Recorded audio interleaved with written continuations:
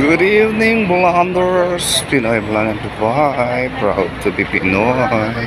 Eto, pauwi pa lang, galing ng trabaho. Ay, grabe. Tita Renz, ito pauwi pa lang. Inuul ako ng net. Kaya hindi ako makareply.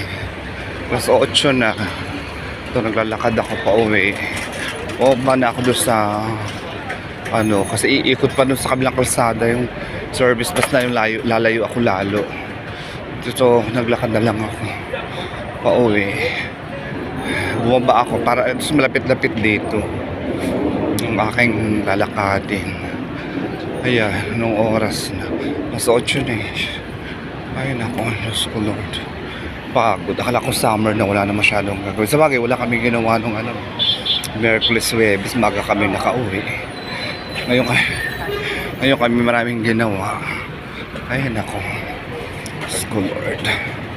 Bale, ilang araw na lang, isang buwan na lang, ito kayo makakapagpahinga na rin.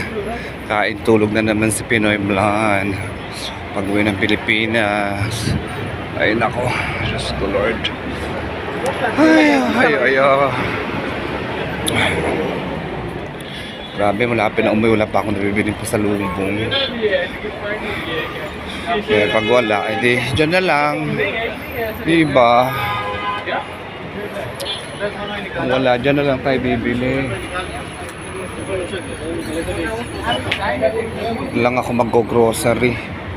Ganun din naman eh. Hindi ako nakapagpa-cargo ngayon Hindi katulad ng isang taon, dami kong pa-cargo, TV. Gas rain. Meron pa akong pa-ref. Siyempre hindi naman taon-taon diba?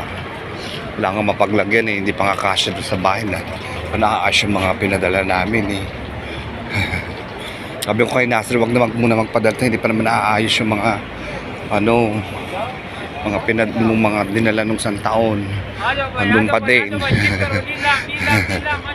Ay nako, tingnan nyo, pumasok ako ganito kadilim, uwi ako ganito naman kadilim. O sige na, maya na lang. Hindi ko na nung lulutuin ko, mag-spam na lang siguro ako o mag-rito na ako spam. Ito malapit na ako sa amin diba? Kasi kung hindi, ikot pa ako doon sa kabilang kalsada. Maraming stoplight, traffic pa naman.